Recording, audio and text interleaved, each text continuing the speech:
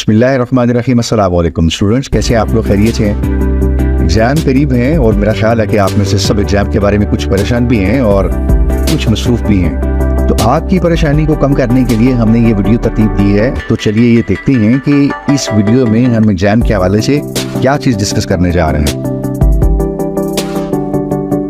तो सबसे पहले देख लेते हैं हमारा इस वीडियो को बनाने का मकसद क्या है, इसका ऑब्जेक्टिव क्या है। तो इसका ऑब्जेक्टिव ये है कि आप लोगों को आपकी तैयारी में हेल्प की जाए, आप लोगों की थोड़ी परेशानी कम की जाए।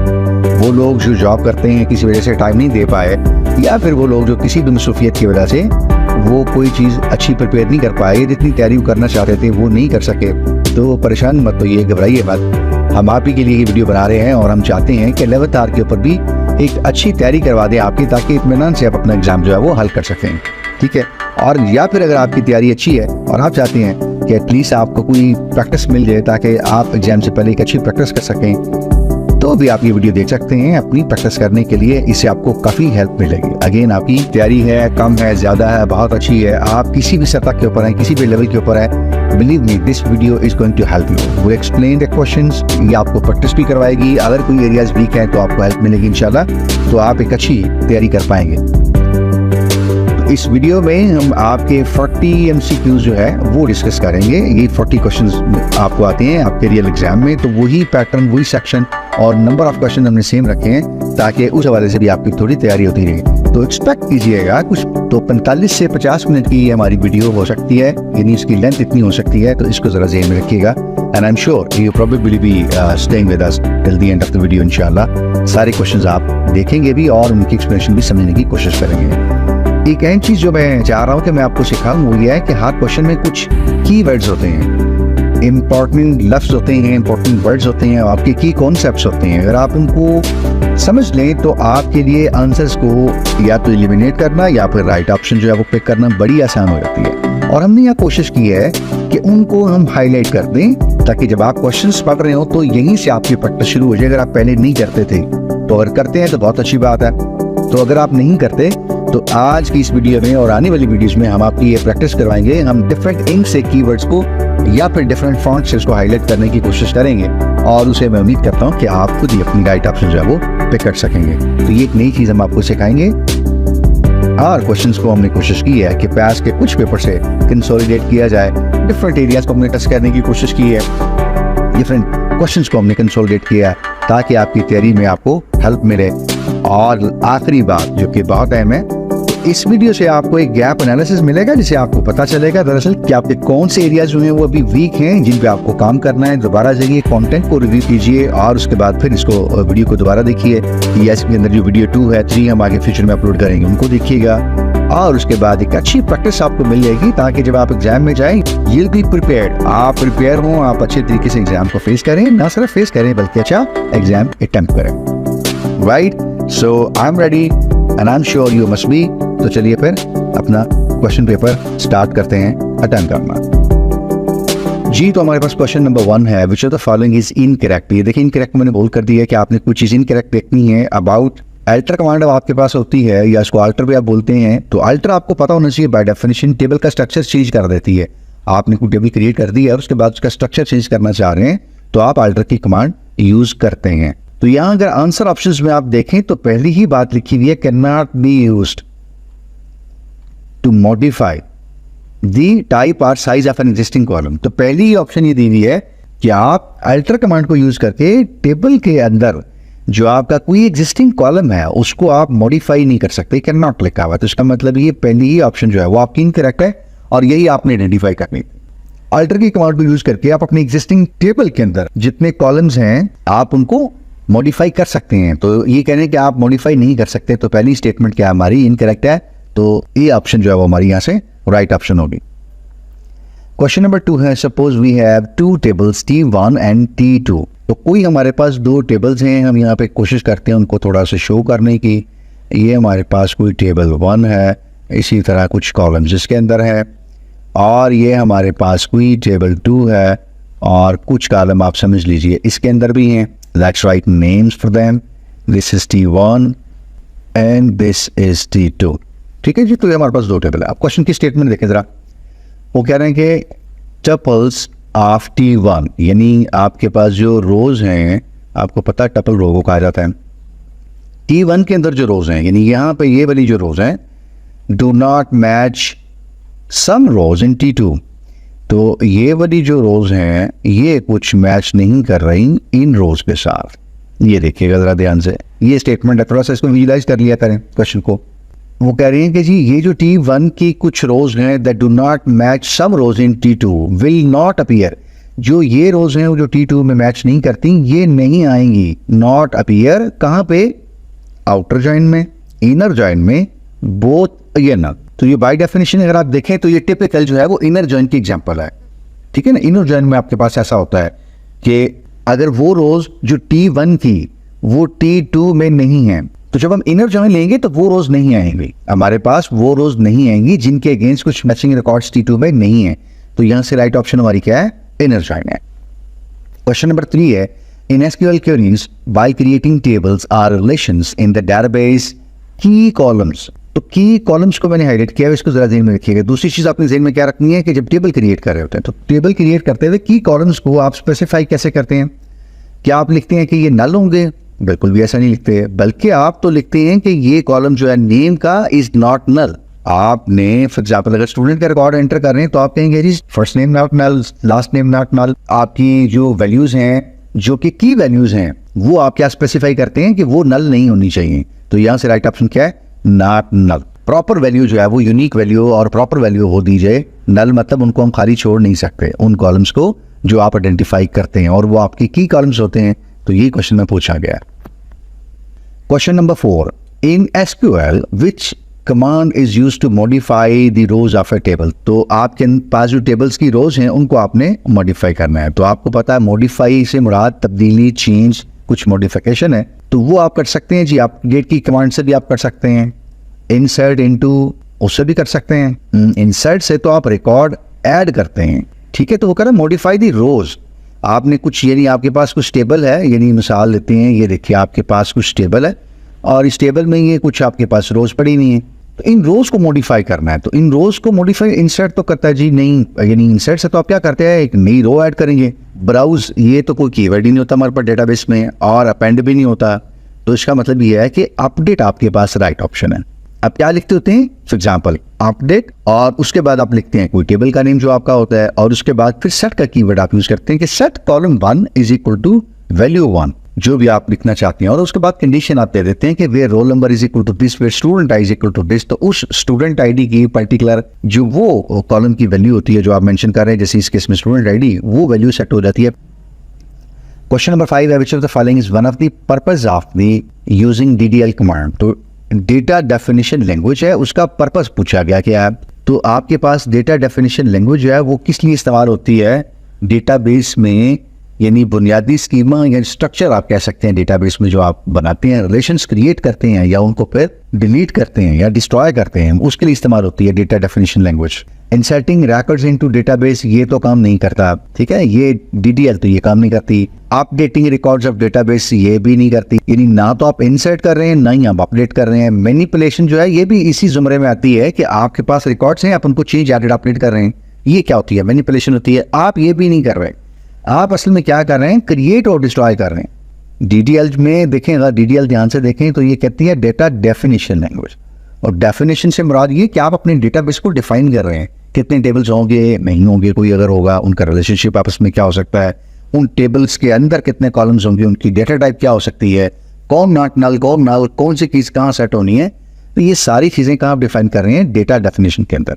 और इसी तरह से आप अपने डेटाबेस यानी उसके अंदर जो पड़े हुए ऑब्जेक्ट्स हैं, आपके पास टेबल्स हैं, अगर मोस्ट प्रोबेबली हम बात करें मेन जो ऑब्जेक्ट है, व्यूज भी हो सकते हैं, कुछ और चीज़ें भी हो सकती हैं, तो आप उनको क्या करते हैं, आप उन टेबल्स को ड्रॉप करते हैं, यानी डिलीट करते हैं, न्यू क्रिएट कर लेते हैं फिर। तो ये सारे आप क्या कर रहे हैं, अपने डेटाबेस को क्रिएट कर रहे हैं, या फिर जहां आपको जरूरत पड़ती है कुछ ऑब्जेक्ट्स को आप वहां से डिस्ट्रॉय कर रहे हैं। तो ये क्या है, डेटा डेफिनेशन लैंग्वेज। तो fourth option is the right option. Question number 6, DML is not used to. DML क्या होती है, डेटा मैनिपुलेशन लैंग्वेज, ठीक है। तो अब ये डेटा मैनिपुलेशन जो लैंग्वेज है, इसे हम क्या करते हैं, डेटा डेफिनेशन लैंग्वेज ने डिफाइन कर दिया डेटाबेस को, आप डीएमएल या डेटा मैनिपुलेशन लैंग्वेज यूज करेंगे, हम उसमें डेटा डालेंगे, पड़े हुए डेटा को अपडेट करेंगे। तो आमतौर पर तो ये दो काम होते हैं। अब वो करेंगे नॉट यूज टू, तो इसका मतलब है कि कोई ऑप्शन वो लेनी है जो इसके लिए यूज नहीं होती। तो ऐड न्यू रिकॉर्ड्स या रोज इनटू डेटाबेस, तो ये तो हम करते हैं, यानी इंसर्ट की कीवर्ड से या इंसर्ट की कमांड से आप क्या करते हैं, टेबल्स के अंदर रो डालते हैं, और इंसर्ट की कमांड जो है वो क्या है, डीएमएल, इसलिए ये तो करती है।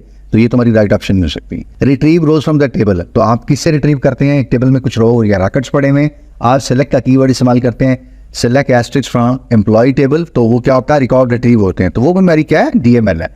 तो इसका मतलब ये है कि ये तो वो काम करती है डीएमएल, तो लिहाजा ये ऑप्शन भी हमारी सही नहीं होगी।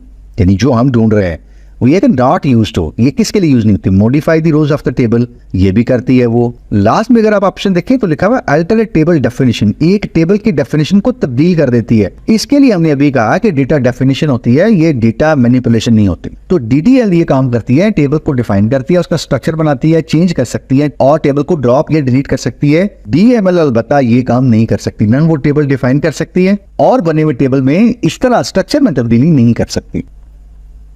Question number 7, which of the following prevents duplicate values, right. तो ये आपने जरा ज़हन में रखना है कि कोई चीज है जो डुप्लीकेट नहीं आने देती, वो क्या चीज है, वो क्या कॉन्सेप्ट है। From being displayed as a result of SQL statement, यानी आपने कोई एसक्यूएल स्टेटमेंट जो है उसको एग्जीक्यूट किया है और उसका कोई रिजल्ट आया है, यानी उस स्टेटमेंट ने कोई वैल्यू डिस्प्ले की है, उसमें डुप्लीकेट नहीं आएगी, वो जो रिजल्ट डिस्प्ले हुए हैं उसमें डुप्लीकेट नहीं आने चाहिए या नहीं आएगी। तो आप देखें डिलीट जो है, ठीक है ना, वो आपका कीवर्ड यहाँ पे किसी और पर्पस के लिए इस्तेमाल होता है। डिलीट एक्चुअली आप एक रॉ करते हैं, लेकिन यहाँ तो आप कह रहे हैं कि आपने स्टेटमेंट डिस्प्ले करनी है, तो इसलिए ये तो आप एलिमिनेट कर सकते हैं। अपडेट से आप क्या करते हैं, यानी आप अपना टेबल अपडेट करते हैं, अपडेट उसके बाद टेबल नेम, उसके बाद फिर आपने क्या अपडेट करनी है, अल्टर भी आप क्या कर रहे हैं, टेबल का स्ट्रक्चर अपडेट कर रहे हैं। तो डिस्टिंक्ट जो है ये एक्चुअली ऐसा कीवर्ड है या ऐसा फंक्शन है जो आपके पास जब आप यूज करते हैं अपनी एसक्यूएल की स्टेटमेंट में, जब आप डेटा रिट्रीव कर रहे होते हैं, याद रखिएगा, तो उस वक्त डिस्टिंक्ट जो है वो आप अगर आप यूज कर लेते हैं, तो अब आपके पास अगर आपका एम्प्लॉय का टेबल है मिसाल के तौर पर, तो एम्प्लॉइज के टेबल में मार्केटिंग मार्केटिंग मार्केटिंग, फिर आगे कुछ एम्प्लॉइज हैं वो सेल्स, तो यूं वो अगर आप उस टेबल से डिपार्टमेंट निकालते हैं और अगर आप ऐसे ही निकाल लेते हैं तो फिर वो मार्केटिंग सेल्स वो रिपीट हो रहे हैं, जबकि आप चाहते हैं कि नहीं, सिर्फ आपको यूनिक डिपार्टमेंट्स मिल जाए, एक आइडिया मिल जाए कि टोटल डिपार्टमेंट्स कितने हैं, तो आप क्या करेंगे, डिस्टिंक्ट का कीवर्ड यूज कर लेंगे। वो सिर्फ क्या करेगा, रिडंडेंट वैल्यू नहीं निकालेगा, अगर उसने एक दफा मार्केटिंग ले लिया, सिलेक्ट कर लिया और आपको रिट्रीव डिस्प्ले कर दिया, तो आगे जितने रिकॉर्ड्स मार्केटिंग आएंगे वो फिर नहीं लेगा, फिर सेल आई तो सेल उसने यूनिक मिला, सेल ले लिया, आगे फिर जितने सेल्स के आएंगे वो छोड़ देगा। इसी तरह आगे फिर और रिकॉर्ड ऑपरेशन हो सकता है, प्रोडक्शन हो सकता है, वगैरह वगैरह। Here the right option is the first distinct keyword or function. Question number 8 है, जो ग्रांट और रिवोक आपकी दो कमांड है, आपको पता है ये बहुत अहम काम करती हैं, सिर्फ इनकी क्लासिफिकेशन या कैटेगरी पूछी गई है। ग्रांट और रिवोक की किस कैटेगरी की, यानी दोनों स्टेटमेंट्स हैं या दोनों कमांड्स हैं। तो आपके पास जो कमांड की टाइप होती है असल में वो तो 3 होती है, डीडीएल, डीएमएल और डीसीएल। पहली बात तो ये होती है कि आपकी ये डीक्यूएल या डेटा क्यूरी लैंग्वेज तो कोई नहीं होती, जस्ट टू कंफ्यूज जो यहाँ पर डाली हुई है। अच्छा, दूसरी बात यह है कि डेटा डेफिनेशन में तो आप क्या करते हैं, टेबल या स्कीमा डिफाइन करते हैं, स्ट्रक्चर डिफाइन करते हैं। अभी हमने कहा कि डीडीएल मेनली क्या करती है, वो क्रिएट करती है टेबल्स को, स्ट्रक्चर चेंज करती है, अपडेट कर सकती है, फिर बाद में कुछ टेबल्स अपने डिलीट करने हैं यहाँ पर, उनको ड्रॉप करना है तो वो कर सकती है। डेटा मैनिपुलेशन हमने अभी कहा कि ये तो क्रिएटेड टेबल में डेटा इंसर्ट करती है, रिट्रीव करके देती है, और कोई अगर वहां पे उस रिकॉर्ड के अंदर कोई वैल्यू अपडेट करनी है तो हम वो कर सकते हैं। We are left with the right option and that is data control language. तो डेटा कंट्रोल लैंग्वेज या डीसीएल जो है उसके अंदर आपकी दोनों कमांड्स आती हैं, ग्रांट और रिवोक की। ग्रांट से आप परमिशन दे देते हैं और रिवोक से आप परमिशंस ले लेते हैं। तो ये परमिशन सेट होती हैं बेसिकली कि आपने किसको अलाउ करना है कुछ पर्टिकुलर ऑब्जेक्ट्स के लिए और किस यूजर को आपने अलाउ नहीं करना। तो ये दोनों किस कैटेगरीज की हैं, डेटा कंट्रोल लैंग्वेज की। आप परमिशन सेट करते हैं, आप अलाउ करते हैं या फिर लोगों को प्रिवेंट करते हैं मुख्तलिफ यूजर्स को कि क्या उनको ऑब्जेक्ट्स यानी वो एक्सेस कर सकते हैं और क्या नहीं कर सकते। Question number 9, which of the following is not true regarding clustering. तो क्लस्टरिंग का कॉन्सेप्ट आपने ज़हन में रखना है कि क्लस्टरिंग के बारे में बात की जा रही है और कौन सी स्टेटमेंट जो है वो ठीक नहीं है। पहली ऑप्शन देखते हैं आपकी answer options. It increases efficiency since related records are placed closer to each other. ये बात तो ठीक है, यानी क्लस्टर का एक पर्पस ये भी होता है कि उसमें आपकी एफिशिएंसी बढ़ जाती है, तो ये तो ऑप्शन ठीक है, जबकि हमें नॉट ट्रू देनी है। Clustering makes records difficult to access. देखिए ऊपर हम ये कह रहे हैं और मकसद भी ये है कि क्लस्टरिंग जब की जाती है तो रैकेट्स जो हैं वो फिजिकली भी क्लोज रखे जाते हैं, प्लेस किए जाते हैं, और दूसरा ये है उनको जब हम रिट्रीव करते हैं डेटे को तो वो क्या होता है, एफिशिएंट डेटा होता है, हमें उसमें एफिशिएंसी मिलती है। जबकि ये कह रहे हैं कि रैकेट्स आपको बड़ी मुश्किल से एक्सेस होंगे, तो यही ऑप्शन हमारी क्या है, गलत है। यानी this is the option we need to pick. Question number 10 है the dash condition allows the retrieval of values within the specific range. यानी आपने कोई सेलेक्ट की क्वेरी लिखी हुई है, स्टेटमेंट लिखी हुई है और उसे आप डेटा रिट्रीव कर रहे हैं, तो आप चाह रहे हैं कि एक स्पेसिफिक रेंज के अंदर, ये देखिए अगेन कीवर्ड्स जो हाईलाइट किए मैंने, जरा उन पर फोकस कीजिए। तो आप चाह रहे हैं स्पेसिफिक रेंज के अंदर से जो है ना वो डेटा आए, वैल्यूज आए, वो वैल्यूज जो है वो रिट्रीव करें। मिसाल के तौर पर सबसे आसान मिसाल क्या हो सकती है कि आप सेलेक्ट कर रहे हैं एम्प्लॉयज़ का डेटा और आप कह रहे हैं सैलरी, ये यानी जिनकी सैलरी 50,000 से लेकर क्या है 1 लाख तक है, वो डेटा है। मेरा ख्याल अब आप समझ गए होंगे, between is the right option. तो आप क्या लिखते हैं वहां पे, रेंज के लिए बिटवीन का कीवर्ड इस्तेमाल कर लेते हैं। एज ग्रुप कहते हैं आप कि वो कहाँ तक हो, यानी एज बिटवीन, और अब आप मेंशन कर लेते हैं 18 to 30। तो स्पेसिफिक रेंज आप देते हैं बिटवीन के कीवर्ड से या फंक्शन से। क्वेश्चन नंबर 11 है identify the language that is used to specify database schema. अब देखिए हम इससे पहले भी ये लफ्ज़ इस्तेमाल कर चुके हैं, स्ट्रक्चर स्कीमा डेटाबेस का, और आप अच्छी तरह जानते हैं कि डेटाबेस का स्कीमा जो है वो कौन डिफाइन करता है, DDL, डेटा डेफिनेशन लैंग्वेज। असल में जो डेफिनेशन का जो लफ्ज़ है ये असल में क्या करता है, ये डिफाइन करता है, ये क्या करता है, क्रिएट करता है, बेसिकली बनाता है, बताता है कि आपका स्ट्रक्चर क्या होगा। असल स्ट्रक्चर को आप कहते हैं स्कीमा। इनफैक्ट डेटा मैनिपुलेशन हम बात कर चुके हैं कि ये सिर्फ रिकॉर्ड्स को इंसर्ट करती है, और कोई रिकॉर्ड आपने इंसर्ट किया हुआ, कोई रो, उसको अपडेट कर सकती है। And again, DQL is just a misleading or some statement to create confusion here, and data control language वो भी हमने बात की है कि ये किस लिए होती है, ग्रांट या रिवोक के लिए, यानी परमिशंस आपने देनी है। You want to allow somebody or you do not want to allow somebody, यानी आपने कुछ परमिशंस देनी है, किसी को अलाउ करना या नहीं करना। तो इट इज DDL जो आपके डेटाबेस का स्कीमा डिफाइन करती है।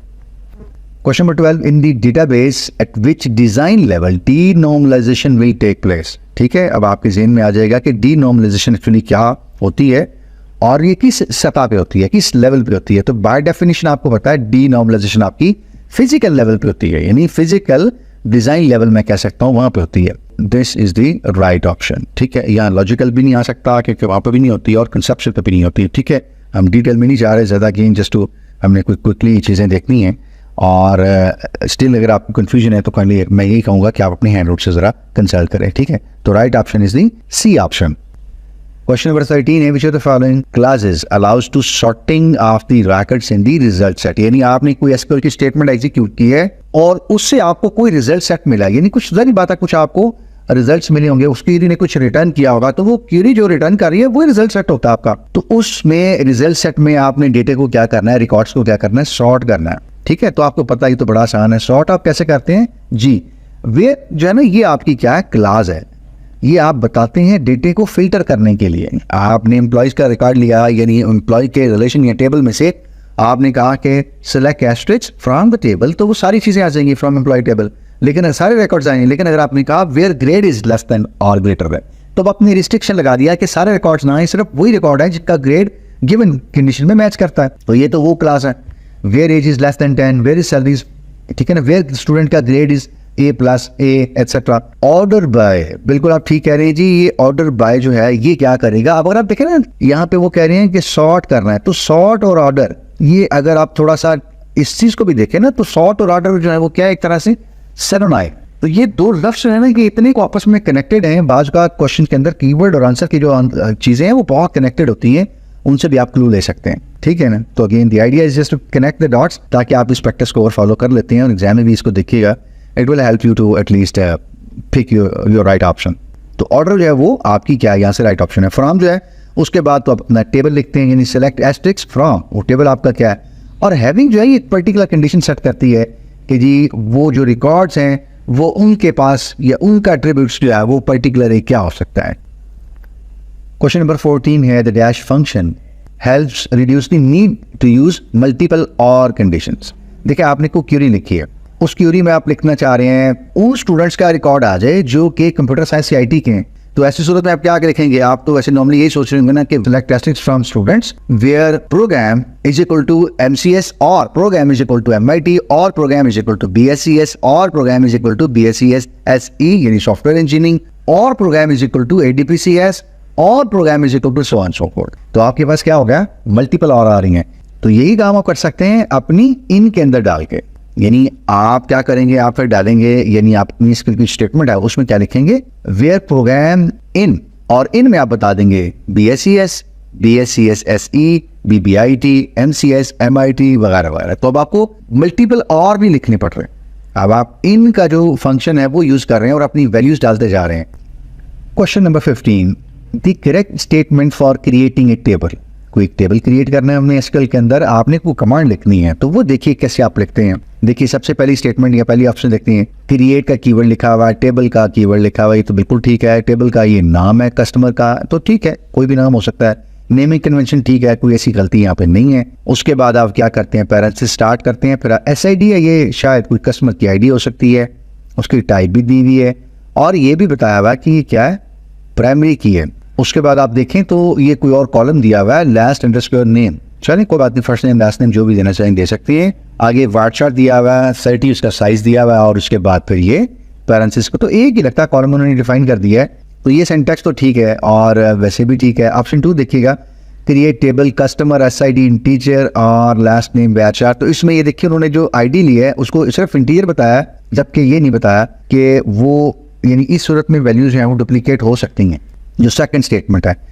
तो ये तो कुछ मुनासिब नहीं लग रहा। थर्ड देखिएगा, create customer SID integer last name, तो इसमें क्रिएट कस्टमर से ये देखिए टेबल जो है ये बीच में ड्रॉप कर गए, तो ये ऑप्शन भी ठीक नहीं है और ऑल तो कभी भी ठीक नहीं हो सकती इस सूरत में। तो फर्स्ट ऑप्शन जो है वो हमारी राइट ऑप्शन है, यानी आपने जो यूनिक कॉलम एक रखना है उसको अपने प्राइमरी की भी डिफाइन कर दिया और उसके बाद फिर जो दूसरा कॉलम आप लेना चाहते हैं आप चाहे तो एक ले सकते हैं, 2 3 जितने भी आपको रिक्वायर्ड है, और उसका अपने नाम भी बता दिया और वेरिएबल कैरेक्टर या वार्ड चार्ट 30 उसका साइज भी दे दिया। तो first option is the correct option, ये हमारी क्या टेबल क्रिएट करने की करेक्ट स्टेटमेंट है in SQL server. Question number 16 है, in SQL which statement is used to delete rows. तो अब आपने एक टेबल है, कोई भी टेबल है और उसके अंदर से आपने क्या करनी है, रो डिलीट करनी है। तो रो डिलीट करने के लिए आपको पता है सबसे पहली ऑप्शन यहाँ पे करेक्ट है, डिलीट का कीवर्ड आप इस्तेमाल करते हैं। लेकिन टेबल को आप डिलीट करते हैं ड्रॉप के कीवर्ड से, याद रखिएगा। और टेबल के अंदर जो जितना भी रिकॉर्ड है, डेटा है, जो भी, उनमें से किसी एक रिकॉर्ड को या किसी एक रो को वो आप डिलीट करते हैं, किसे, डिलीट के कीवर्ड से। आप लिखते हैं डिलीट और उसके बाद आप लिखते हैं फ्रॉम और उसके बाद टेबल का आप नाम लिखते हैं और उसके बाद फिर क्या करते हैं, वेयर की कंडीशन सेट करते हैं। वेयर की कंडीशन सेट करना कभी ना भूलिएगा, इसके बहुत बड़े कंसीक्वेंसेस हैं अगर आप खुदा ना खास्ता प्रोटेक्शन पर ड्रॉप करते हैं। जस्ट बी केयरफुल, वेयर जो है वो कंडीशन बताती है कि कौन सा रिकॉर्ड डिलीट करना है। Where student ID is equal to 11, where employee ID is equal to 1047, ठीक है। तो कुछ ऐसी चीज आपको एक वेयर क्लॉज में कंडीशन जरूर देनी होती है डिलीट की स्टेटमेंट में। तो ये कोई एक टेबल के अंदर एक रो जो है वो डिलीट कर देगी।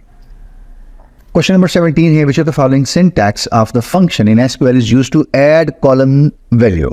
आपके पास कोई एक टेबल है, अब मिसाल लेते हैं यहाँ पे, ये हमारे पास एक छोटा सा टेबल है और इसमें फॉर एग्जांपल थिंक ऑफ कि यहाँ पे एक सैलरी का कॉलम है, ठीक है जी। ये एम्प्लॉयज़ की सैलरी है, हालांकि आजकल तो खैर कुछ भी नहीं है एम्प्लॉयज़ की सैलरी, बेचारों की टैक्स दे के, बट एनीवेज, तो मे बी इट्स HR और मे बी फाइनेंस, वो they are interested to know कि इस बार हम सैलरी कितनी डिस्पर्स कर रहे हैं, कितनी सैलरी पे करेंगे। तो आपने कोई एक जो ये कॉलम है सैलरी का, इसकी वैल्यूज को आपने क्या करना है, ऐड करना है। ये देखिए कीवर्ड्स को दोबारा फोकस कीजिए, क्वेश्चन आपको समझ आ गया कि अब करना हमने क्या है। तो काउंट जो ऑप्शन होती है वो आपको पता है, ये दोनों ऑप्शंस को मैं क्रॉस इसलिए कर रहा हूँ कि ये तो कॉलम्स को काउंट करती हैं कितनी वैल्यूज हैं, 1 2 3 4 5। अगर मैं काउंट यूज करूंगा यहाँ पे तो वो बता देगा कि जी 111 एम्प्लॉइज हैं आपकी कंपनी में, वो तो मुझे नहीं चाहिए, मुझे तो उनकी सैलरी को जमा करना है। मैक्स क्या रिटर्न करता है, इनमें से जो सबसे बड़ी सैलरी होगी वो मुझे बता देगा। मिसाल के तौर पे अगर कोई हमारे डायरेक्टर साहब हैं, उनकी सैलरी सबसे ज्यादा है, तो जाहिर बात है उनकी सैलरी रिटर्न हो जाएगी। वो रिक्वायर्ड नहीं है, असल में क्या रिक्वायर्ड है, उन सबको हमने ऐड करना है। अगेन मैं कहूंगा स्टूडेंट्स, ये देखिएगा ऐड को और इस सम को अगर लेके आए अब आप सामने, तो ये देखिए ऐड और सम, ये आपको थोड़ा सा आइडिया मिल गया यहाँ से। तो इसी तरह क्वेश्चंस को स्मार्टली देखा करें जी। तो राइट ऑप्शन हमारी क्या है जी, सम। असल में जो सम का फंक्शन है वो ये काम करता है कि आप, यानी एक कॉलम के अंदर जो वैल्यूज हैं उन सबको सम कर देता है, असल में ऐड कर देता है, ठीक है। तो यहाँ पे सम के अंदर हम लिख सकते हैं सैलरी, तो जितनी भी सैलरी जो है वो हमें सम होकर रिटर्न हो जाएगी। ऐसे ही कोई एक एक्सप्रेशन भी दे सकते हैं हम। तो यहाँ पे फोर्थ ऑप्शन जो हमारी करेक्ट ऑप्शन है। क्वेश्चन नंबर 18 देखते हैं, which of the following function falls under the category या in the category of aggregate functions. तो आपके पास, आपको पता है कुछ आपके एग्रीगेट फंक्शंस भी होते हैं। एग्रीगेट का मतलब बहुत सारी चीजों को जब आप इकट्ठा करते हैं तो एग्रीगेट होता है। तो अगर आप ध्यान से देखें तो सम में भी आप क्या करते हैं, अभी हमने कहा कि सम जो है वो एक कॉलम के अंदर सारी वैल्यूज को सम करता है, तो वो भी एक एग्रीगेट डेटा हमारा। इसी तरह मिन, अगर आपने देखना हो कि सैलरी में सबसे कम किसकी है तो वो भी इन सारी सैलरीज को आप देखेंगे ऊपर से नीचे तक, तो मिन भी हमारा क्या है, एक एग्रीगेटेड डेटा है। इसी तरह आपने मैक्स देखना है या मैक्सिमम सैलरी देखनी है, फिर आप पूरी सैलरी देखेंगे। तो हम कह सकते हैं असल में जो सारे फंक्शंस गिवन हैं ये सारे क्या हैं, एग्रीगेट फंक्शंस हैं। सम, मिनिमम, मैक्सिमम, यानी ये किसी एक बड़े डेटा सेट के ऊपर या किसी आसान लफ्जों में एक कॉलम के अंदर जहां 20, 30, 50, 100, 200 या इवन थाउजेंड्स ऑफ रिकॉर्ड्स होते हैं, उस कॉलम की थाउजेंड ऑफ वैल्यूज के लिए हम इस्तेमाल करते हैं। इसीलिए यहाँ पे एग्रीगेट का लफ्ज जो है वो आप देख रहे हैं हाईलाइट हुआ हुआ। तो all given are the aggregate functions, यानी सम, मिन और मैक्स, तो इसलिए हमने ऑल ऑफ दी अबव ले लिया। Question number 19, what happens if the where clause is omitted from a delete statement. तो अभी ऊपर हम बात कर रहे थे कि डिलीट स्टेटमेंट में आपको जरूर लिखनी पड़ती है कि आप किस रो को डिलीट कर रहे हैं, और अगर गलती से आप ओमिट कर जाते हैं, जी हाँ, all records from the table will be deleted. Delete का आपका सिंटैक्स है वो प्रॉपर आपके पास क्या है, डिलीट फ्रॉम टेबल नेम, और उसके बाद फिर आपको क्या देना पड़ता है, वेयर की कंडीशन, और वेयर की कंडीशन स्पेसिफाई करती है कि कौन सा रिकॉर्ड आप डिलीट करना चाहते हैं। और अगर आप ऐसा नहीं करते, गलती से भूल जाते हैं, ओमिट कर जाते हैं वेयर की क्लॉज, तो डिलीट जब आप स्टेटमेंट यूज करेंगे तो टेबल के अंदर जो भी रिकॉर्ड पड़ा होगा सारे, इनफैक्ट वो सारे क्या हो जाएंगे, डिलीट हो जाएंगे। तो just be careful with this statement. तो ऑप्शन 1 जो हमारा है या first option, all records from the table will be deleted या are deleted, this is our right option. Question number 20 है, the general reasoning for horizontal और vertical partitioning is.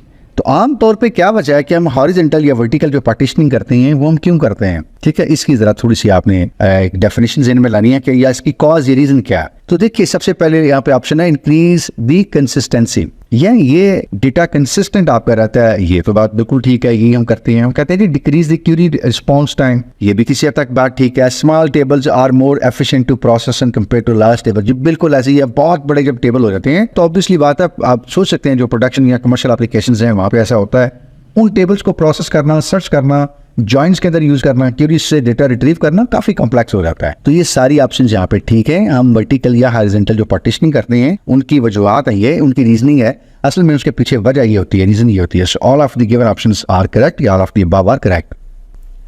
Question number 21 है हमारा, which language is use to permit और prohibit access to table. तो अभी हम बात करके आए हैं पीछे कि डेटा कंट्रोल, जिसमें हमने ग्रांट और रिवोक की बात की है, कि असल में तो ये डेटा कंट्रोल है जो आपको हेल्प करता है डिफाइन करने कि आपने किसको परमिट करना है, अलाउ करना है, और किसको परमिट या अलाउ नहीं करना। तो it's all about data controlling. फिर वही गुजारिश है, परमिट और अलाउ दोनों कीवर्ड्स को जरा फोकस कीजिए। तो ये बेसिकली क्या कह रहे हैं, आप क्या कर रहे हैं, दूसरे लफ्जों में कंट्रोल कर रहे हैं, ठीक है। तो आप देख रहे हैं किस तरह से चीजें जो है वो अगेन डॉट के नहीं, तरह स्मार्टली आपने थोड़ा सा वहां पे एग्जाम में अपने बिल्कुल स्मार्ट वर्क करना है, ठीक है, थोड़ा सा इंटेलिजेंट होके, बिल्कुल एक्टिव होके, प्रोएक्टिव होके जो है ना, लफ्जों को, कीवर्ड्स को और आंसर ऑप्शंस को आपने देखना है। तो थोड़ा सा भी आपको कॉन्सेप्ट हुआ तो आई कैन एश्योर यू कि आप उसको पिक कर सकेंगे इंशाल्लाह। Question number 22. Which of the following is the correct way to select all the columns from a table? तो ये तो बहुत आसान है, आपने पहले दिन शायद ये स्टेटमेंट पढ़ी होगी जी, select asterisk या asterisk from table। तो ये सेकंड ऑप्शन आपकी ठीक है। फर्स्ट इसलिए नहीं ठीक कि select के बाद from लिखा हुआ है, asterisk जो है वो यहाँ आनी चाहिए थी, यहाँ असल में इस जगह पे, तो फिर ये ठीक होता, तो ये इसलिए ठीक नहीं है। थर्ड में आप देखें select asterisk फ्रॉम की जगह वेयर आया हुआ है, वेयर तो फ्रॉम के बाद है, ये टेबल के बाद आप वेयर की कंडीशन या क्लॉज देते हैं, और सिलेक्ट वेयर स्टैरिक बाद में आया, तो ये सारी यानी ये सारी जो गिवन अदर हैं वो क्या है, इनकरेक्ट है, गलत है, वो ठीक नहीं है। तो or B option is the correct option, select asterisk from table name. तो ये इसे हम क्या कहते हैं, सारे कॉलम या सारे रिकॉर्ड जो है वो टेबल के आप रिट्रीव कर लेते हैं। क्वेश्चन नंबर 23 है, which is the following statement creates database named IMDb। तो देखिए आप दो यहाँ वर्ड अगर हाईलाइट देख लें, तो एक आपने क्या करना है, डेटाबेस क्रिएट करना है IMDb के नाम का। तो डेटाबेस क्रिएट करने के लिए आपको पता है डेटा डेफिनेशन लैंग्वेज हमें चाहिए होगी, यानी DDL की कोई कमांड हमें यूज करनी होगी, और DDL की जो सबसे पहली कमांड है आप ये समझ लीजिए वो क्या है, क्रिएट की है। और आपने क्रिएट क्या करना है, अगेन ये देखिए डेटाबेस आपने क्रिएट करना है। तो इसका मतलब यह है कि ऑप्शन 1 और 3 में डेटाबेस का लफ्ज आ रहा है, 4 में भी आ रहा है, 2 में तो नहीं आ रहा बिल्कुल। तो 2 में तो डेटाबेस यानी डीबी लिखा हुआ, तो डीबी का कोई कीवर्ड यूज नहीं होता एसक्यूएल में। आपने पहले ये डिमिनेट कर दी। उसके बाद सिंटैक्स अगर आपको थोड़ा सा भी याद हो, बेसिक सी स्टेटमेंट है, तो उसमें हम क्या करते हैं, क्रिएट और उसके बाद डेटाबेस का कीवर्ड यानी डेटाबेस लिखते हैं, और उसके बाद फिर जो हमने डेटाबेस बनानी है उसका नाम लिखते हैं। तो यहाँ पे IMDB के नाम की डेटाबेस क्रिएट करनी है। तो मैं अगर आपको कहूँ कि क्वेश्चन के कीवर्ड्स आप लेते जाएं, क्रिएट डेटाबेस IMDB, तो यहाँ अगर क्वेश्चन के इन्हीं कीवर्ड्स को आप ले लें तो आपके पास कौन सी ऑप्शन सही बन रही है जी? तो आपके पास अल्फा या ए ऑप्शन जो है वो आपकी करेक्ट है कि क्रिएट डेटाबेस IMDB, और यही आपकी स्टेटमेंट होगी जो IMDB के नाम का डेटाबेस क्रिएट करेगी। ऐड कोई कीवर्ड नहीं है, कोई स्टेटमेंट नहीं होती DDL के अंदर, और क्रिएट ठीक है, लेकिन यहाँ पे IMDB पहले आया, तो क्रिएट क्या करना है असल में तो ये बताना है, और वो क्या है डेटाबेस, तो वो डेटाबेस बाद में ले गए हैं, यहाँ लिया गया है, तो ये भी ऑप्शन क्या है इनकरेक्ट है। तो अगेन इसको भी मैंने कोशिश की कि आपको सिखाऊं कि क्वेश्चन के अंदर से आपने चीज़ों को कैसे कनेक्ट करना है, डॉट्स को कैसे कनेक्ट करना है, ताकि आप अपनी आंसर ऑप्शन जो है वो पिक कर सकें। तो A option is the correct option. 24 है, which is the following is not a part of an insert statement. तो इंसर्ट स्टेटमेंट का आपको मैं अगेन कहूंगा कि आपको ये DDL की, DML की और DCL की जो बेसिक कमांड है उनका सिंटैक्स आना चाहिए, और जो कुछ फंक्शंस हैं उनका बेसिक आइडिया होना चाहिए। तो ये चीज़ें आपके लिए काफ़ी आसान हो जाएगी इंशाल्लाह। तो इंसर्ट की जो स्टेटमेंट है वो उसके अंदर 3 चीज़ें होती हैं। देखिए, एक इंसर्ट का कीवर्ड इटसेल्फ होता है, और एक वो कहते हैं कि जी इंसर्ट किस में करना है, तो एक आप उसको बताते हैं इनटू, और उसके बाद आप उसको बताते हैं कि जिसमें इंसर्ट करना है उसको इंसर्ट क्या करना है, असल में तो वो आपकी क्या होती हैं, वैल्यूज़। तो ये 3 चीज़ें हैं जो इंसर्ट की स्टेटमेंट में आती हैं। तो इनटू यहाँ आ गया, ठीक है, वैल्यूज़ आ गई, इंसर्ट का कीवर्ड इटसेल्फ आ गया, मॉडिफाई कोई चीज़ नहीं होती यहाँ पे डेटाबेस के अंदर इंसर्ट के स्टेटमेंट के साथ। तो इंसर्ट इनटू वैल्यूज़, ये 3 चीज़ें होती हैं, और ये तीनों गिवन है। जो नहीं है पार्ट इंसर्ट का वो मॉडिफाई है, तो डी ऑप्शन हमें यहाँ से पिक करनी थी।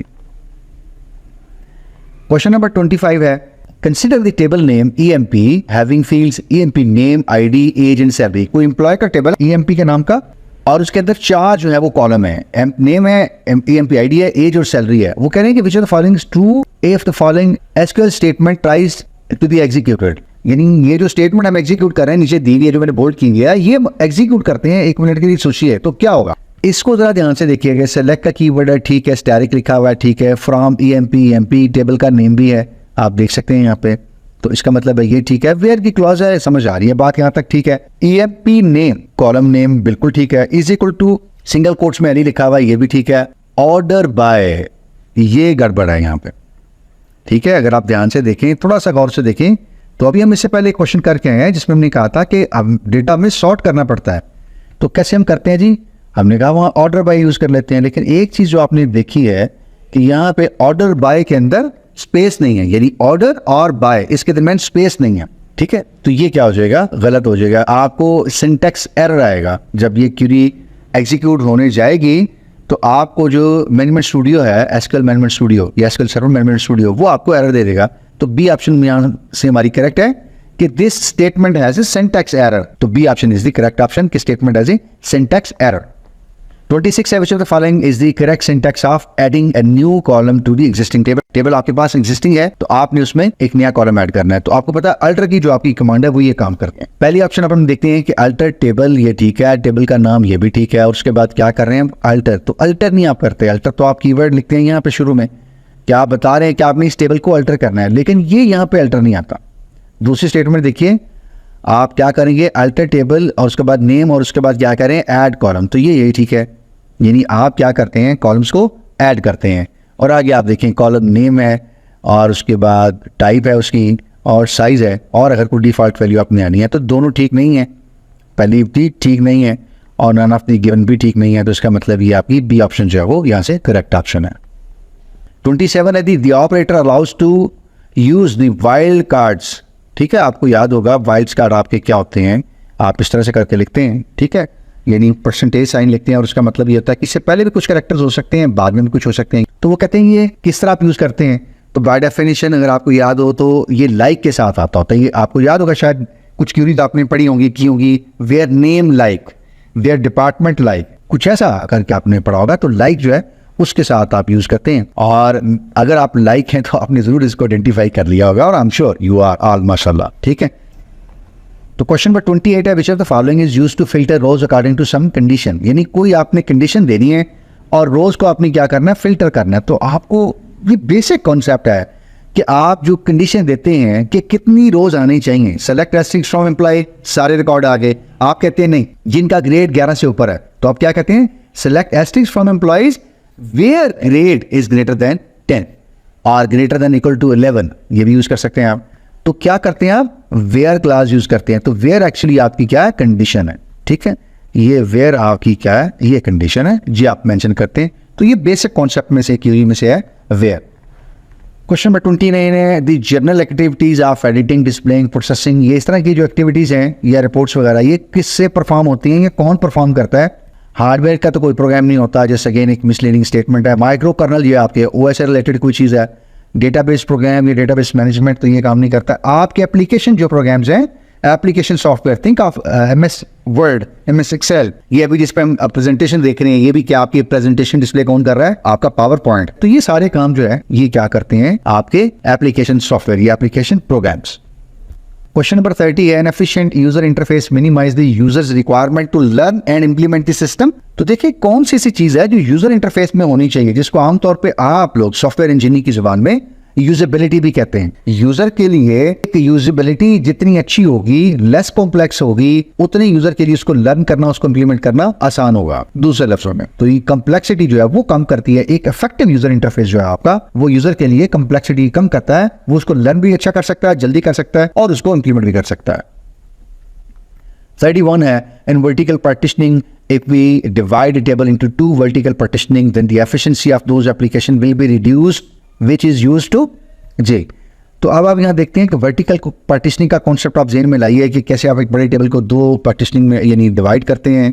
ये जो एफिशिएंसी आपकी थोड़ी सी रिड्यूस हुई है उस पार्टिशनिंग के बाद, असल में उसकी कॉज क्या है, तो उसकी कॉज ये है कि अब आपको दोनों पार्टिशनिंग से डेटा लेना पड़ रहा है। तो आप क्या कर रहे हैं, आप दोनों पार्टीशन से डेटा रीड कर रहे हैं, इसलिए ये थोड़ी सी एफिशिएंसी को आपको कॉम्प्रोमाइज करना पड़ता है। तो ट्रेड ऑफ है इनफैक्ट ये दूसरी तरह से।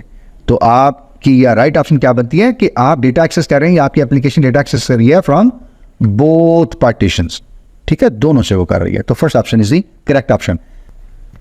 क्वेश्चन नंबर 32 है आपका कि consider the table name EMP having the fields EMP name, EMP ID, age, salary, which of the following is true and the following statement. तो कॉन्सेप्ट ये है कि आपने ये क्यूरी रन की है, select asterisk from EMP where EMP name is equal to Ali.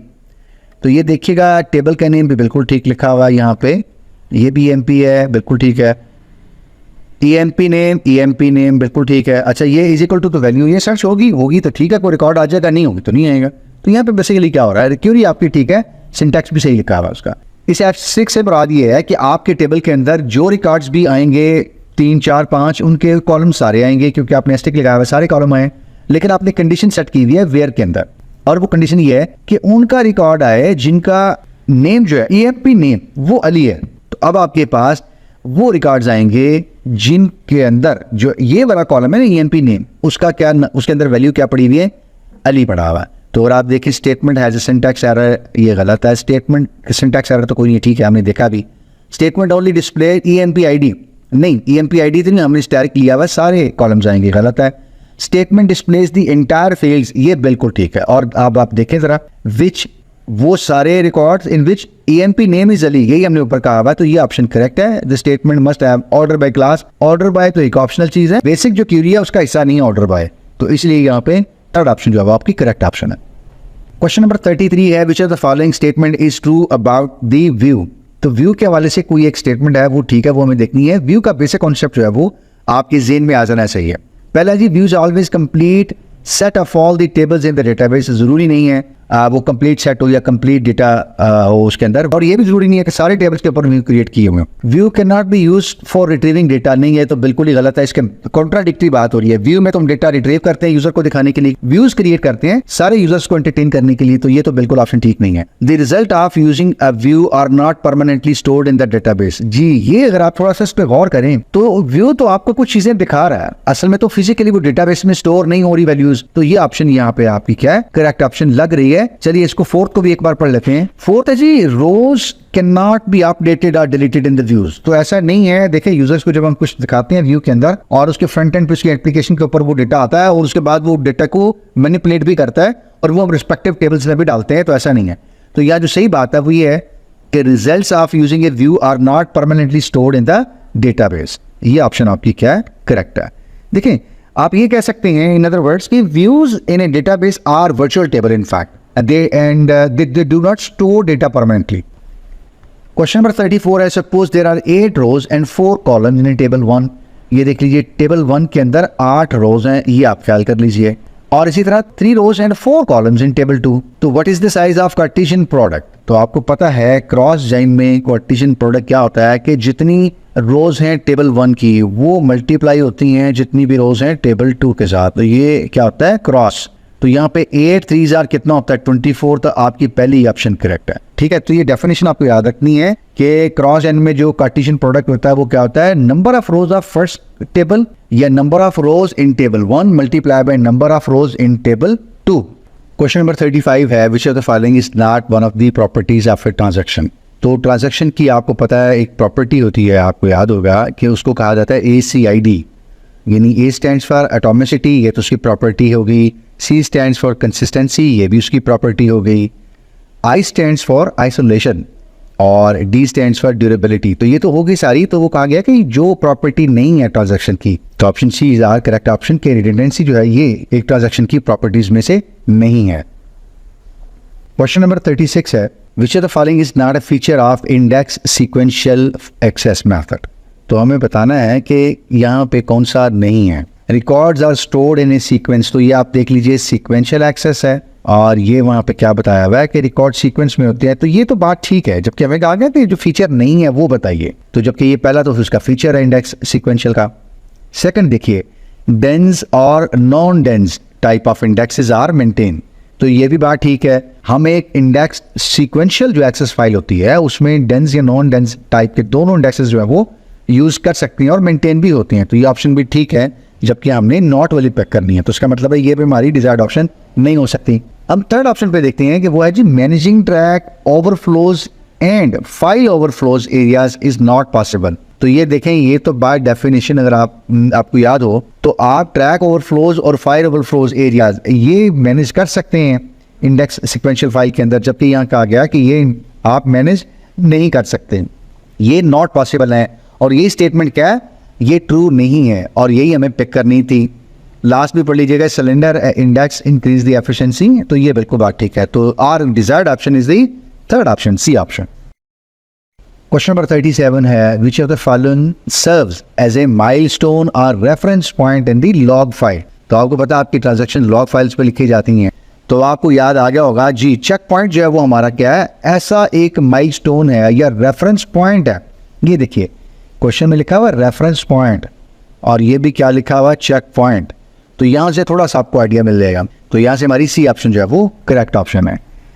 38 है, which of the following is the correct description of cache hit. तो कैशे हिट आपको पता है कि ये बाय डेफिनेशन कहा जाता है जब आप डेटा सर्च करते हैं कैशे में और आपको डेटा मिल जाता है, तो जो डेटा मिलता है ना उसको ही कहते हैं हिट। आप देखें ना, हिट से मुराद क्या होगी, कुछ चीज़ आपको मिल गई है और जो चीज़ मिली नहीं है वो हिट तो नहीं हो सकती।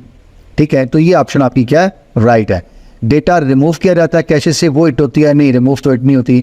Number of times cache is access directly, ये भी हिट नहीं होता, लग रहा है लेकिन ऐसा नहीं है। बाय डेफिनेशन जब डेटा फाउंड होता है असल में या मिलता है कैशे के अंदर से, तो हम कहते हैं कैशे हिट है। आप में से कुछ लोग अगर ओएस पढ़ रहे हो ऑपरेटिंग सिस्टम, तो ये कॉन्सेप्ट वहाँ पे भी कुछ ऐसे ही है। और फोर्थ ऑप्शन है व्हेन डेटा इज लॉस्ट, तो नहीं ऐसा भी नहीं है। Cache hit is when data found in A cache, तो वो आपकी कैशे हिट हो। क्वेश्चन नंबर 39 है आपका, विच of the following is not one of the ways of resolving deadlocks. तो डेडलॉक आपको पता है डेटाबेस में आ जाते हैं और उनको कुछ रिजॉल्व भी किया जाता है, यानी वो कौन सा तरीका नहीं है जिसकी मदद से आप डेडलॉक रिजॉल्व करते हैं। तो यहाँ पे हमें वो जो नॉट है ना उसको निकालना है कि वो that's not a way of resolving deadlocks. तो वो कौन सा तरीका है जो डेडलॉक रिजॉल्व नहीं करता, या उस तरीके से तो हम डेडलॉक रिजॉल्व नहीं करते होते। फर्स्ट ऑप्शन है undoing all the updates made by the particular transaction which is the cause of the deadlock. तो ये तो बात ठीक है, ऐसे ही होता है। कोई अगर आपको पता चल गया कि एक ट्रांजैक्शन ए है और इसने डेडलॉक क्रिएट किया है तो आप अंडू कर सकते हैं और कर देते हैं आप उसको, ताकि जो इसने डेडलॉक क्रिएट किया हुआ है उसको खत्म किया जाए। तो ये ऑप्शन तो ठीक हो गई, ये हमें पिक नहीं करनी है, हमें नॉट वाली पिक करनी है। जो तरीका नहीं है वो हमें देखना है। A message is passed to the victim and depending on the system, the transaction may or may not be started again automatically. ये बात भी ठीक है। पहले तो आपने ये पे कर लिया कि इन ट्रांजैक्शन में से 5-6 में विक्टिम कौन सी है, यानी कौन सी ट्रांजैक्शन है जो कॉज कर रही है, वजह बन रही है इस डेडलॉक की। आपने इसको मैसेज भेज दिया सिस्टमैटिकली, सिस्टम ने इसको मैसेज भेज दिया और उसके बाद फिर मुमकिन है वो ट्रांजैक्शन जो है ऑटोमेटिकली दोबारा स्टार्ट हो जाए और मुमकिन है वो ना भी हो, मैनुअली आपको करनी पड़े। ये तो ऑप्शन भी ठीक लग रही है। थर्ड देखिएगा, picking A list of previously completed transaction. ये देखिए इसके अंदर जो लफ्ज है ना, ये कंप्लीटेड ट्रांजैक्शन, इसका मतलब ये है कि जो ट्रांजैक्शन पीछे कंप्लीट हो गई हैं उनको तो हमें कुछ भी करने की जरूरत नहीं है। जो ट्रांजैक्शन प्रीवियसली कंप्लीट हो गई हैं उनको हम पिक क्यों कर रहे हैं और उनको अनडू क्यों कर रहे हैं? उनकी तो अपडेट्स कंप्लीट हो गई हैं और हो जानी चाहिए, उनको तो हमें अनडू करने की जरूरत ही नहीं है। ठीक है, तो इसका मतलब यह है कि ये कुछ जो तरीका लिखा हुआ है कि इस तरीके से आप डेडलॉक को यानी रिजॉल्व कर सकते हैं, डेडलॉक को रिकवर कर सकते हैं, ये तरीका ठीक नहीं लग रहा कि हम अपनी जो कंप्लीटेड ट्रांजैक्शन है उनको तो रोल बैक नहीं करेंगे, उनको तो दोबारा यानी अनडू नहीं करेंगे और ना करना चाहेंगे। हमें तो ये देखना है जो विक्टिम है उसको हमें पकड़ना है, उसको अनडू करना है। ठीक है, उसको रोकना है किसी न किसी तरीके से। तो ये असल में तरीका नहीं है और यही हमें आइडेंटिफाई करना था कि गिवन मेथड्स में से या गिवन वेज में से डेडलॉक रिजॉल्व करने का वो तरीका बताएं जो हम अडॉप्ट नहीं करते। और लास्ट है जी, roll back victim transaction and restart it. ये भी ठीक है, ऐसा ही हम करते हैं। विक्टिम पता चल गया कौन है और विक्टिम को फिर हमने कहा उसको रीस्टार्ट कर दिया, रोल बैक कर दिया, अनडू कर दिया, रोक दिया। तो कंप्लीटेड को हम पिक नहीं करते कि दोबारा स्टार्ट कराएं, ये तो बिल्कुल ये जरूरत ही नहीं है इस वजह की, ये तो तरीका ही गलत हो गया और यही हम अडॉप्ट नहीं करते और यही हमारी डिजायर्ड ऑप्शन भी थी, यही हमें पिक करना था। तो C is the right option. So finally we have our 40th question, last question, which of the following is not true regarding the indexes? तो कोई चीज हमें देखनी है जो इंडेक्स से रिलेटेड ट्रू नहीं है। यहाँ पे दो चीजें हैं, यहाँ पे इंडेक्स को भी जेन में रखिए, उसकी डेफिनेशन को भी जेन में रखिए और जो ट्रू नहीं है वो भी आपने जेन में रखना है कि कौन सी जो चीज है वो इंडेक्स के हवाले से वो ट्रू नहीं है। अच्छा, फर्स्ट ऑप्शन हमारी, index can be defined even with there is no data in the table. आपने टेबल डिफाइन किया, कोई डेटा नहीं पड़ा हुआ टेबल के अंदर, इवन एक रो भी नहीं पड़ी हुई, एक रिकॉर्ड भी नहीं पड़ा हुआ, तो आप डिफाइन कर सकते हैं, ऑप्शन ठीक है ये। सेकंड है, इट सपोर्ट्स रेंज सिलेक्शन, ये भी ठीक है, इसमें ऐसा कोई मसला नहीं है। थर्ड देखिए, it can be created using the create index statement, ये आपको पता है ऐसे ही आप क्रिएट करते हैं, तो ये भी ठीक हुई। फोर्थ देखिएगा, it can not be created on composite attributes, यानी आपके पास कोई कंपोजिट एट्रीब्यूट्स हो सकते हैं, आपने पढ़ा होगा, तो उनके ऊपर ये इंडेक्स क्रिएट नहीं होता, ऐसा नहीं हम कर सकते, तो ये गलत है, ऐसा हम कर सकते हैं। ठीक है ना, तो दिस इज नॉट ट्रू, जो कि हमें कहा गया था पिक करना है कि indexes can be created on composite attributes. अब आपको पता है कंपोजिट एट्रीब्यूट्स क्या होते हैं, वो मुख्तलिफ मल्टीपल कॉलम्स यानी दो या दो से ज्यादा कॉलम्स की कॉम्बिनेशन हो सकती है, यानी आपकी आईडी, आपका नेम और आपकी एज, मिसाल के तौर पर ये तीन एट्रीब्यूट्स एक टेबल के अंदर से लिए जा सकते हैं और ये तीन हम जब लेंगे और इंडेक्स क्रिएट करेंगे तो ये क्या होगा, हम ये कह रहे होंगे हम इंडेक्स क्रिएट करने के लिए कंपोजिट एट्रीब्यूट्स ले रहे हैं, दो भी ले सकते हैं, एक से ज्यादा लेंगे, दो या तीन, और हम कंपोजिट एट्रीब्यूट्स ले सकते हैं इंडेक्स क्रिएट करने के लिए, जबकि यहाँ कहा गया आप नहीं कर सकते ऐसा, तो ये क्या है, नॉट ट्रू है या फॉल्स है इंडेक्स के हवाले से, और यही हमें आइडेंटिफाई करना था। तो यूं हो गए हमारे 40 क्वेश्चंस कंप्लीट। 40 एमसीक्यूज हमने आपके साथ रिव्यू किए हैं इस पेपर में और मुझे उम्मीद है कि इनसे आपको कुछ हेल्प मिली होगी, कुछ आइडिया मिला होगा, कुछ प्रैक्टिस भी हुई होगी। ठीक है, तो finally we are done with our 40 questions MCQs paper 1। तो देखते हैं कि हमारे पास कमिंग अप नेक्स्ट, यानी इसके बाद क्या है जी, इसके बाद मैं चाहूंगा कि आप एटलीस्ट एक या दो और एमसीक्यूज का पूल जो है वो देख के जाएं। ठीक है, इसमें आपकी कुछ प्रैक्टिस हुई है, लेकिन आई स्टिल एडवाइज यू कि आप कम से कम एक या दो और क्वेश्चन पेपर या पूल्स 40 एमसीक्यूज के और देखे जाएं, बहुत बेहतर हो जाएगा अगर आप 120 क्वेश्चंस देख के जाएं, 120 क्वेश्चंस, लेकिन एटलीस्ट एक पूल और देखिएगा 40 क्वेश्चंस का, जो कि हम थोड़े दिनों में आपके साथ शेयर कर रहे होंगे इंशाल्लाह बिफोर योर एग्जाम। तो वो क्वेश्चन जो हम पूल 2 में आपके साथ शेयर करने जा रहे हैं वो इंटायरली डिफरेंट क्वेश्चंस होंगे, अगेन डिफरेंट वैरायटी के क्वेश्चंस होंगे, कॉन्सेप्चुअल जो है क्वेश्चंस होंगे। हम कोशिश करेंगे कि और कुछ टॉपिक्स न्यूज़पेपर में टच नहीं हो सके हम उनको भी इंक्लूड करें, ताकि आपकी एक अच्छी जो है वो तैयारी हो, आपको डिफरेंट टॉपिक्स के अंदर से वैरायटी ऑफ टॉपिक्स के वैरायटी ऑफ क्वेश्चन जो है वो आपको आते हों और आप बड़े कॉन्फिडेंटली अपने एग्जाम को फेस कर पाएंगे। वीडियो देखने का बहुत शुक्रिया। हमारी कोशिश और हमारी इंटेंशन यही थी कि आपको सेंसिटाइज किया जाए, कि गैप एनालिसिस आपको दिया जाए और आपको थोड़ा सा पता चल जाए कि कोई एरिया अगर वीक है, आप उसको दोबारा कंटेंट रिव्यू करने की जरूरत है तो आप उसको जरूर रिव्यू कीजिए, ताकि पेपर 2 आपके पास हो उससे पहले ही आपका वो कंटेंट जो है वो अच्छा प्रिपेयर हो और आप हमारे साथ क्वेश्चंस को सॉल्व करते जाएं। और दूसरी चीज मैं चाहूंगा कि आप हमारे इस कंटेंट के अंदर से भी क्या चीज इंप्रूव की जा सकती है, कंटेंट, उसकी प्रेजेंटेशन या उसकी ड्यूरेशन के हवाले से या कोई भी और चीज, ओवरऑल आप अपनी फीडबैक या अपनी राय का इजहार करना चाहें तो आप कर सकते हैं और जरूर कीजिए, ताकि हमें बताइए कि हम क्या चीजें आपके लिए बेहतर या इंप्रूव कर सकते हैं जो कि अल्टीमेटली स्टूडेंट्स को हेल्प करें और उनके लिए बेनिफिशियल हो। ठीक है, अपना बहुत ख्याल रखिएगा, दुआ में याद रखिएगा। मिलते हैं इंशाल्लाह इसी series CS403 database management systems के फाइनल टर्म के जो आप एग्जाम प्रिपेयर कर रहे हैं इंशाल्लाह उसकी प्रिपरेशन में वीडियो टूल के साथ, कोर टूल के साथ, another 40 quality different and variety of questions के साथ वीडियो टूल में आपसे बात होती है। I wish you good luck with your final exams, may you get through with the flying colours. Take care, खुदा हाफिज, अस्सलाम वालेकुम व रहमतुल्लाह।